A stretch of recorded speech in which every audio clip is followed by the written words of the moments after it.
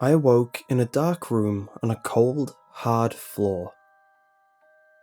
It's difficult to tell how long I've been laying here, but the creaks in my bones and aches in my muscles tell me that it has been a while. My mind feels empty, blank, desolate. I quickly glance around, surveying my surroundings. From what I can tell, I am in a windowless room, which would explain the darkness. I push myself up slowly to rise to my feet. At first I stumble a bit and nearly fall over, but I luckily catch myself. Have I been kidnapped? I wonder. The room appears to be completely empty. No chairs or bindings, or anything one would expect to see when they've been kidnapped. I feel slightly relieved and begin to shuffle over to the walls of the room. It is fairly small, about the size of a bedroom. Through the darkness, I can make out the shape of a door. I fumble for the handle blindly and finally feel my fingers close around it. I flinch a bit at the handle's icy coldness, but nonetheless attempt to turn it. Nothing. The damn thing won't budge. Pain suddenly shoots through my skull like a bullet. I remember the headlights, the car crash, the fear, and most of all, the pain. I clutch my head and squeeze my eyes shut, hoping that the white-hot pain will subside. I stumble away from the door and land flat on my rear. After a few seconds, it finally fades away, and the horrifying realization begins to dawn on me. Am I dead? I wonder out loud. As if to answer my question, a door swings open and blinding light filters into the room. I shield my still sensitive eyes from the glaring light. Two men step in. One is tall and has a shock of blonde hair and deep blue eyes. The other is shorter and has shaggy brown hair and quick green eyes that dart around. They are both wearing suits and have what appears to be wings protruding from their backs. They're each grinning widely at me, revealing their pearly white teeth. "Welcome to heaven, Jason Gray," the tall one says in a voice smooth as silk. "Heaven?" I ask. The angels nod, their grins still present. I lose myself in thought. How did I get to heaven? I wasn't a particularly bad person when I was alive, but I wasn't religious either. Why am I here? I ask, confusion clearly written on my features. Because everyone goes to heaven. Hell is just a lie to push you in the right direction. Ultimately, everyone ends up here, the tall one explained calmly. It seemed as if he had to explain this to a lot of people. "We're here to take you on a tour of heaven," the shorter one says, bouncing up and down in excitement. "A tour?" I ask, standing up once again. "Follow us," the tall one says, striding out of the room. I notice, as they turn their backs, that the wings are stitched on. The sutures appear to be sloppy and rushed, as if the patient was moving around a lot during the procedure. What kind of place is this? A bright, white light floods my vision as I exit the room. I quickly turn around and see that the door I had just come through was gone. Vanished, as if it had never existed in the first place. The short one giggles a bit at my bewilderment and motions for me to follow. Turning my gaze forward, I can see a factory of sorts. There are other angels dressed in work clothes, pushing carts of lumpy objects everywhere. It is difficult to tell what the objects are.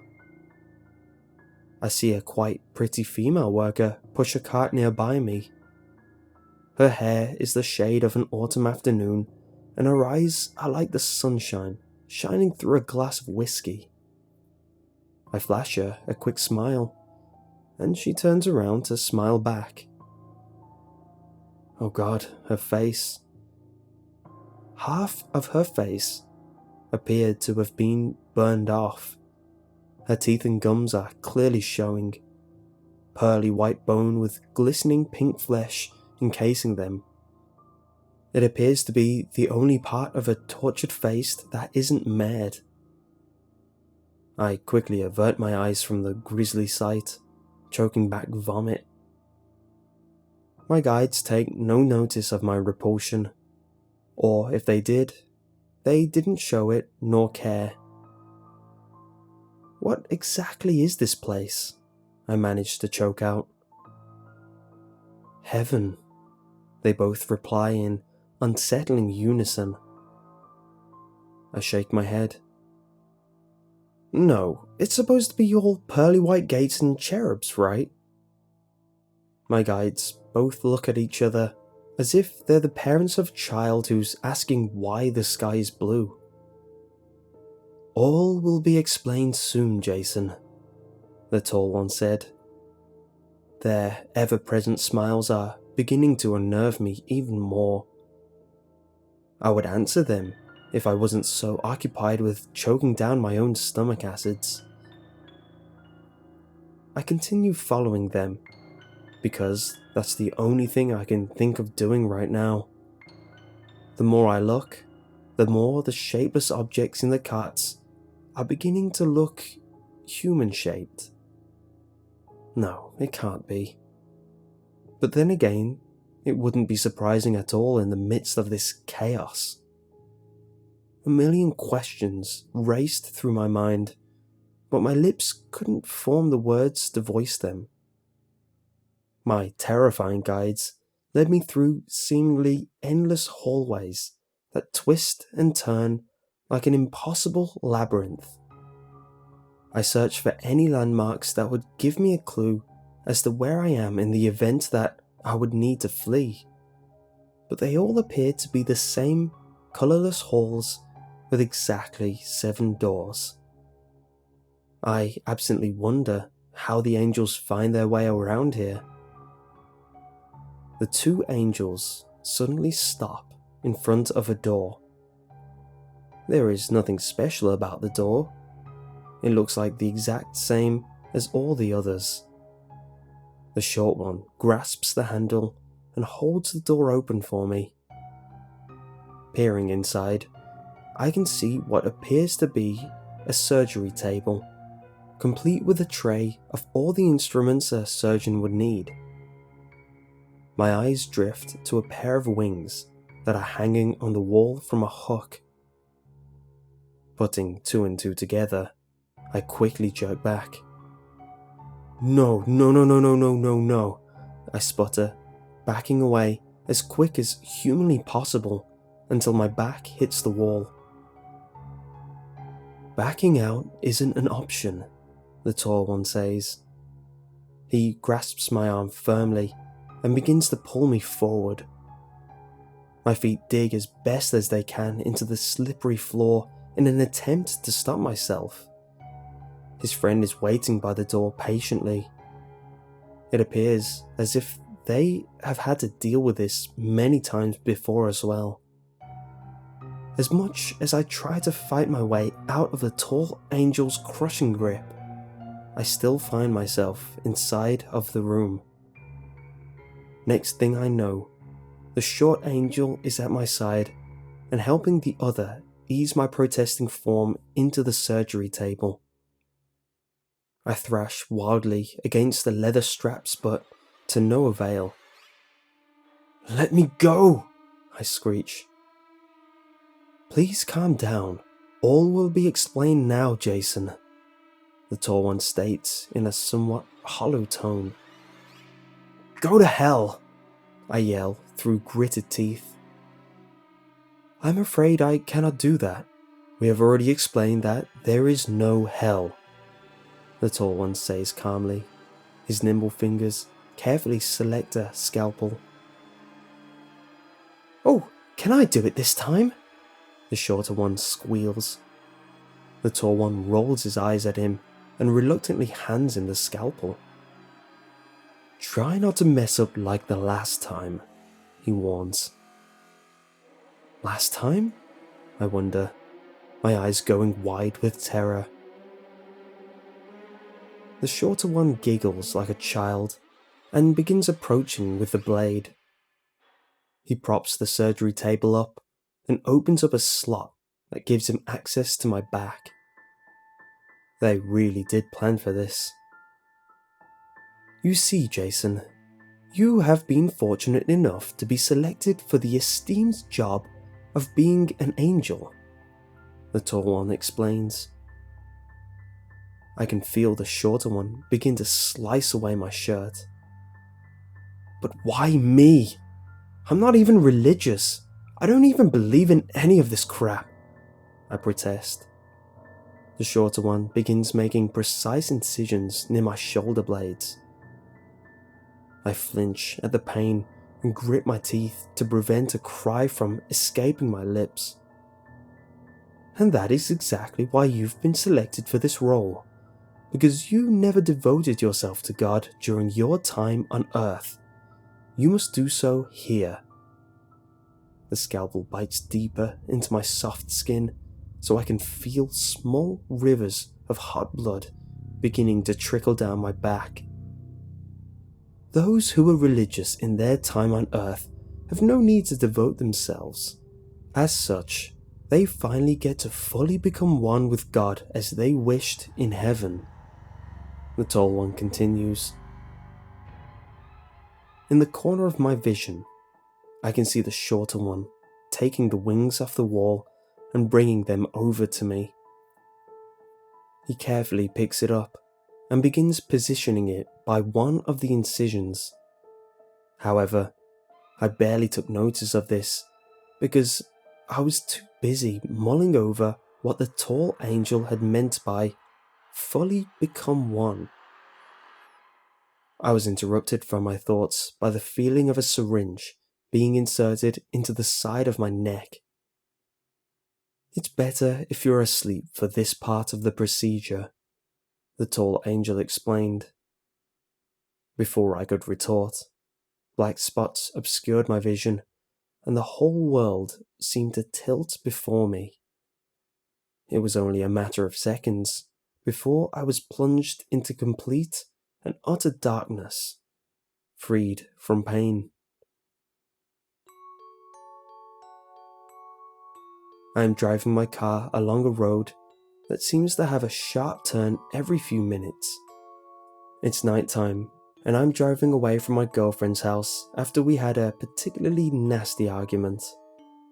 I had just found out she was cheating on me with some cocky asshole and was planning to never return to her house. My phone buzzed in the seat next to me, its screen lighting up to alert me that I have a text. No doubt it's her. Are you still mad at me? She wrote. What do you think? I answered, mentally, still keeping my hands on the steering wheel. I'm really sorry, the text read. Oh, so now she was using correct grammar. She must be feeling really bad now. More and more texts began to pour in, lighting up my phone screen. I did my best to keep my eyes on the road, but the texts kept beckoning to me. I succumbed and grabbed my phone with one hand to text her back something nasty. However, this happened just as I was approaching a turn. My eyes widened in shock and terror as my car plummeted off the edge.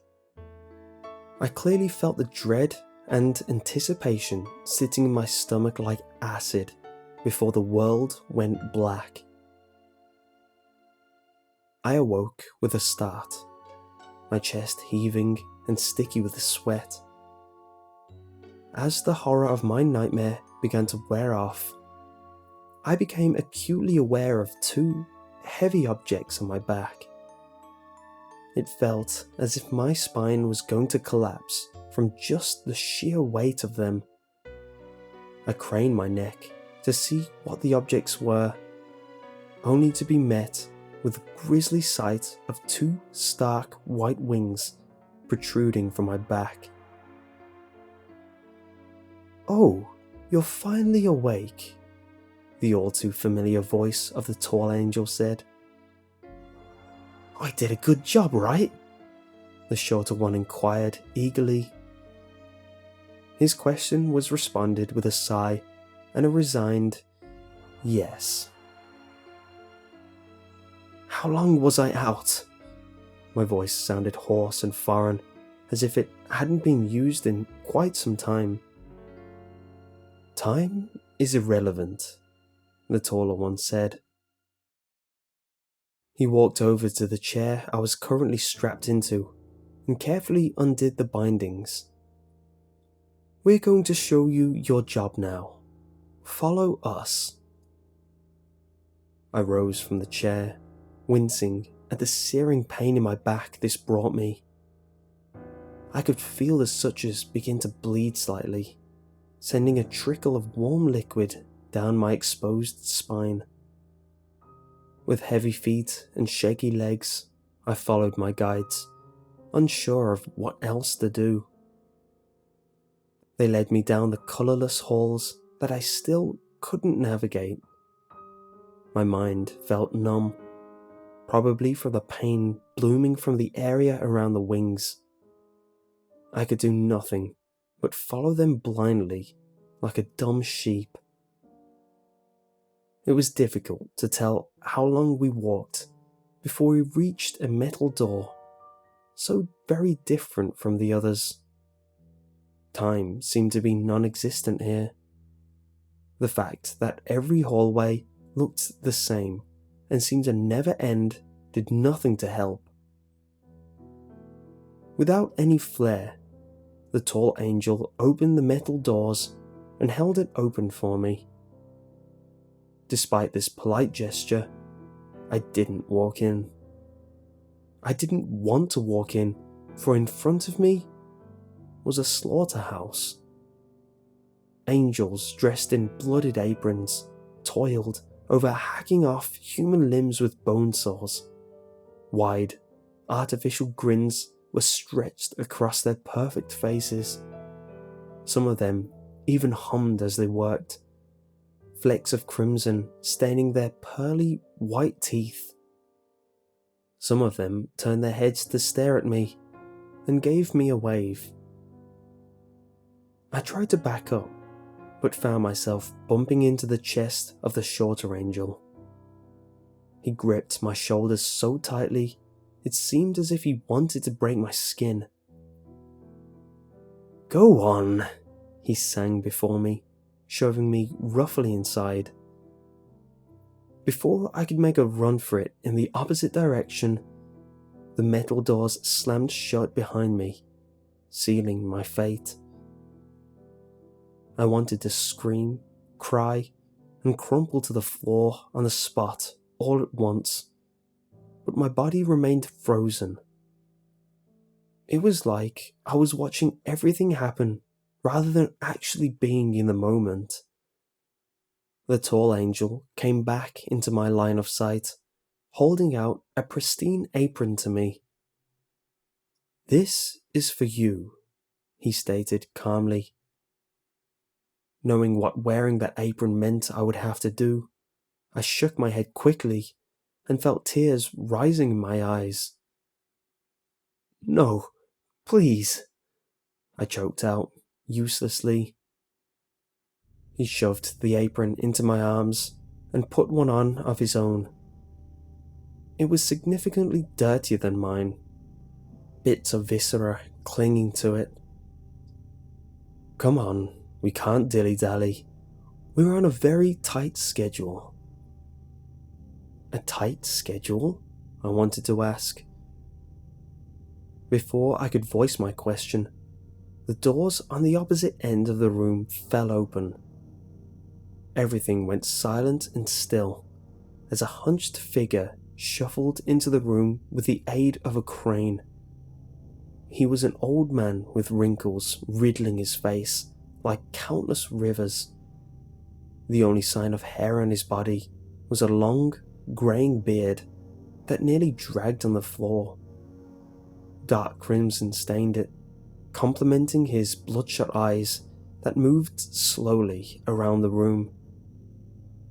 Although I was far away from him, I could smell the pungent stench of decay emanating directly from him. His eyes finally met mine, causing me to freeze. I felt trapped by those all-knowing eyes of him, which seemed to pierce my very soul.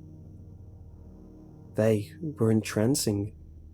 In a sense, I found myself unable to look or move away as he started hobbling over to me.